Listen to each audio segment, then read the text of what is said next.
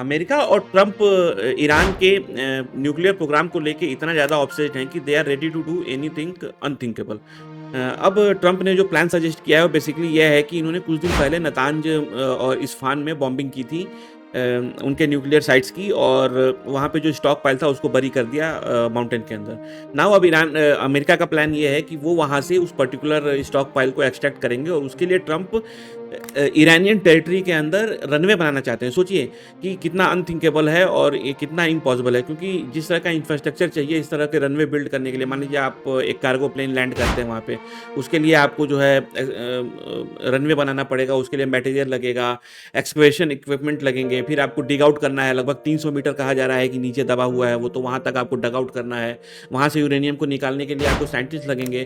तो ये जो इंफ्रास्ट्रक्चर इतना सारा लगेगा, वहाँ पे हज़ारों लाखों लोग लगेंगे, उसमें एक्सपर्ट आर्मी मैन लगेंगे, साइंटिस्ट लगेंगे, इन सब चीज़ों के लिए खाने का है, रसद है, उनको सिक्योरिटी भी आपको प्रोवाइड करनी पड़ेगी, ताकि जो है, क्योंकि आप ईरान की टेरिटरी के अंदर अगर ये सब काम करेंगे तो भाई वो अनअपोज तो जाएगा नहीं। आपकी हालत उसने खराब कर रखी है आज के डेट में, आप खुद ही देख लीजिए किस तरह से मिसाइल मारता है आपके ऊपर वो, ठीक है।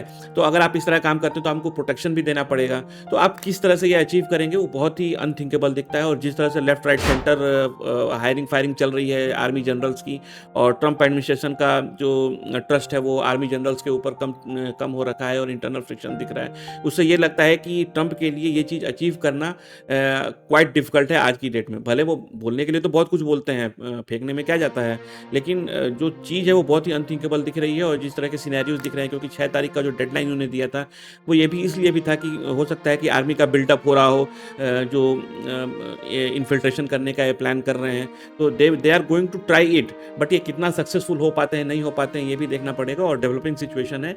अगर इससे रिलेटेड कोई अपडेट होगा तो मैं आपको ज़रूर बताऊंगा। बाकी आपको वीडियो अगर इन्फॉर्मेटिव लगा तो do like and subscribe. Till then we will meet in next video. Thank you, tata, bye bye.